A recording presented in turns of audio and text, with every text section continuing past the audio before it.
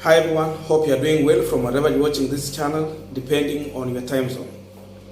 Now, on Sunday night, the senior counsel, AhmedNasri Abdullahi, made about 3 tweets which seemingly suggested that he will not be part of the team that will be representing the Deputy President William Samoei Ruto at the Supreme Court of Kenya as far as the presidential election contest is concerned. And this came as a surprise to many Kenyans because they never anticipated for this. Remember, it is coming at a backdrop of the report that AhmedNasri was supposed to be part of the team that will be representing William Ruto. That's what Kenyans knew. So I shared some of the tweets that he did on this channel, and I had asked our viewers and all our subscribers to give their views on the same. So I think I just want us to go through some of the views from our viewers. Then after that, I'm also going to give my own view on this. But again, as we go on, just a quick request. You might be watching this channel, but you're not yet subscribed. So my humble request, please consider subscribe so that another time, once we release a video like this one, you will always get notified. Again, to all our channel subscribers and anyone who comment, I must say thank you so much for your unconditional support. Then I'm requesting you to give this video a thumbs up so that YouTube can recommend our videos to more viewers.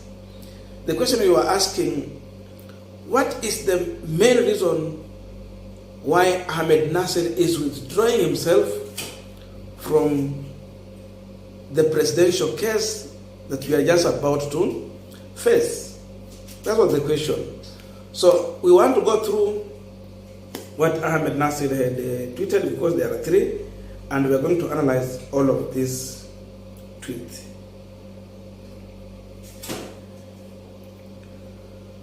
Now, the first tweet AhmedNasri did at 9:52 p.m. and this is what he said. President-elect William Ruto should know that in the Supreme Court, just like the 9th August 2022 election, outgoing President Uhuru is the nemesis, not Honorable Raila. Having beaten him once, Uhuru wants to turn tables in the Supreme Court. Remember, Uhuru prepared for this war 3 years ago. Hiyo ilikuwa ya kwanza. Now, 9:59 p.m. This is the second tweet he did. I want, but I can't. So I want, but I can't act for President-elect Ruto in the Supreme Court. I'm conflicted. In 2017, I acted for outgoing President Uhuru against Honorable Raila. Now that Uhuru's project, in bracket, Honorable Raila, is challenging Ruto's victory, obviously, Uhuru will object and raise client advocate privilege at Waldorf Astoria, Washington, D.C. Now, this is the last tweet, and he did it at 10:11 p.m. Starting kesho, I will run a tweet commentary on the Supreme Court petition that will be filed by Honorable Raila. I will apprise the strength and the weakness of the case, the response by respondent, and the jurisprudential clues we should look from the 7th judge. I will predict the decision. That was the 3 tweets that AhmedNasri did. Then I was asking our viewers and our subscribers to give their own views. And I'm going to read them because I had promised that we are going to go through those views. Now, these are some of the views from our viewers and subscribers on this channel. First one, the real African. This is what he's saying. He knows 2017 will be used as reference, and he can he can't do much cause he's on record. He completely conflicted cause he know they stole 2017 and they stole 2022. Bayon's winner. The guilty are always afraid. He is a brilliant lawyer and knows that Azimio has enough evidence that will make the court nullify Ruto's win. Remember, he has friends from on Raila's side, and the fact is National Intelligence Service is at work. He does not want to be beaten twice. Wisdom is profitable. To direct, there is time for everything. James Olwach, this is what he said. He does not want to associate himself with failing twice at the Supreme Court, but will remain an online advocate. Blessed favor, great God. The Herabo Broadcasting Network, this is what he said. Last petition he was humiliated, twice shy. Again, his bully style of communication is stupid in the 21st century. People. Now, Ronald 2000, this is what he said. He is afraid to be skilled at Supreme Court and sound like he knows the outcome. Eric Mose, Supreme Court is hot. He can't resist the heat. Raila is an enigma machine. Jay Blessing, this is what he said. He is running away from being humiliated. May God Almighty make justice prevail and the rightful winner, Honorable Raila, receive victory. Judith Opio, this is what she said. A lawyer of his stature doesn't have time for already lost case, and not just lost but a humiliating loss. Nyamwanda Bernard, this is what he said. He is a great lawyer in Kenya that cannot be ignored, and therefore, if it is true that he is out, then it simply means he knows the truth, or maybe he is also sure that Ruto cannot win this case. My take, Bernard from Mombasa. Lydia Gichora. I don't know much, but he has a genuine reason. Charles Omolo, this is what he's saying. He doesn't want to lose 2 times. Factory AB, this is what he's saying. There is God in heaven. Rita Lisa, he is afraid. Long Nixo Gay, this is what he's saying. He can still consult and advise them by a proxy. This is all hogwash. Josephine Mirasi, this is what she's saying. If Senior Counsel Bulai has given up, Ondokea hii kesi is hotter than you think. Gumzo News TV, my good friend.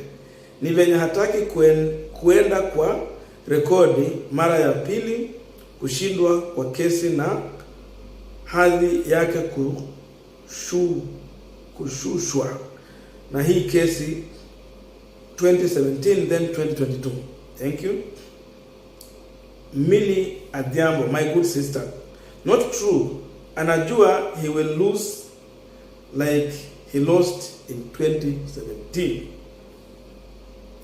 Now next we have Joe Biden. He has borrowed advice from Madividi not to go and chase a black cat in dark room.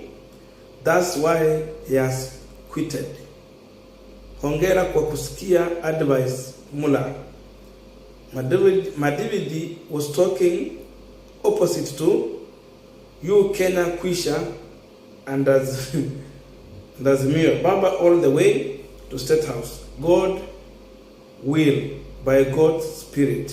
Lastly, Felista Obunga, justice for Baba. Ameogopa by the way, hii ni Kali Mafia. Azimio did not come to play.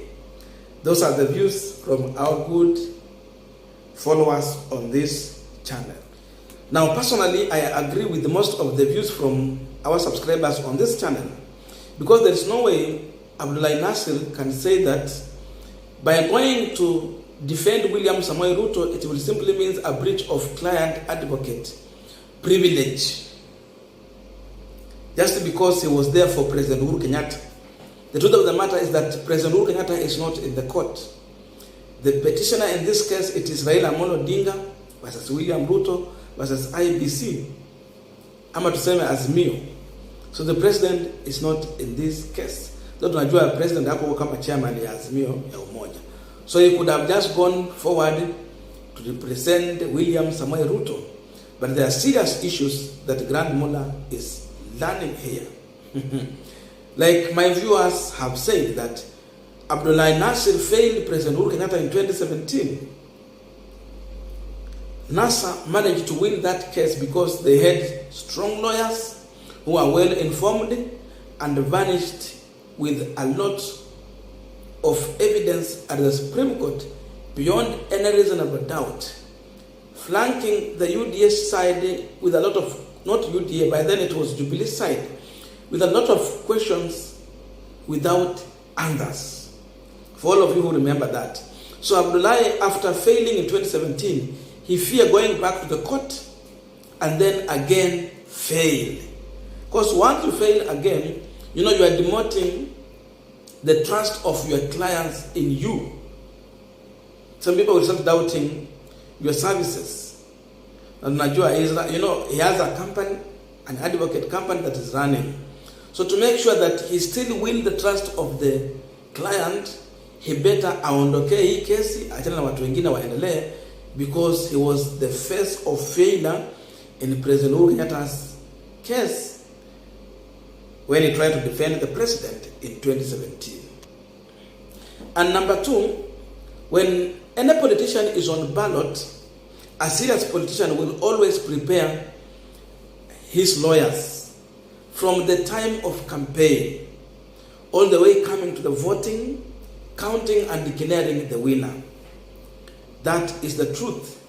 William Samoei Ruto had prepared his lawyers, they had an office, and it has been functional office. Every time they have been briefing them and they have been taking advice from these lawyers as far as legal matters is concerned.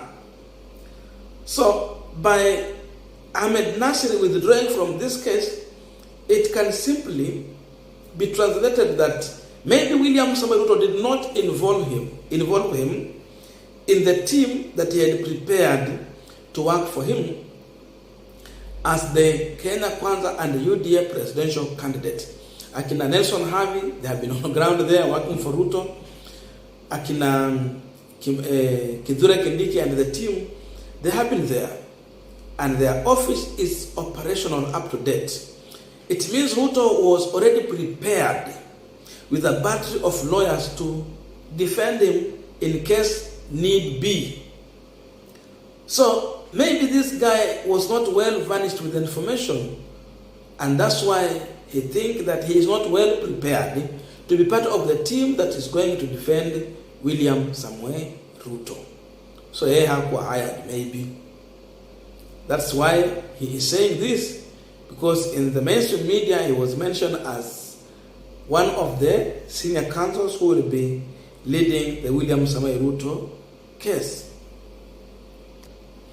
And again, in my view, I can say that AhmedNasri might be discovering that the Azimio la Umoja might be in the possession of crucial materials to be used at the Supreme Court as evidence, which can guarantee a nullification of this election. So if it's sure that these guys are well furnished with such crucial materials, enough evidence to present to the judges, then he knows that they are going to lose this case, and because of that, there's no need for him to waste his time and then compromise his reputation as a senior counsel. So because of this, he is out. Lastly, he said that he's going to run an online tweet to recommend on how this case is going to go. When you read that, what do you translate into your mind about this? That means he wants to use an online platform to try and appeal to the emotions of William Samoei Ruto supporters. Then, number two, try to sharpen the direction in which the Supreme Court judges will take. He wants to try and influence using an online push. That's what he wants to try. So that it can then maybe make the judges to take a decision in comparison to the reaction on what is going to tweet. Because even he's saying that he's going to predict the outcome of this election. So that tells you he's here to do the activism of this case. So this is also another way, because when he's in court, he might not have all this privilege to do such things. Instead, he will need to concentrate on the case. For those who remember, Maraga at one time, he called them to order for coming to the court at the same time running activism of the court on Twitter, for those who remember that. So he still want to do the same thing here. That's my view. Thank you so much. Today we have seen railaodinga finally presenting his petition to the court. They have filed the case, and that is going to be our second analysis. So stay tuned.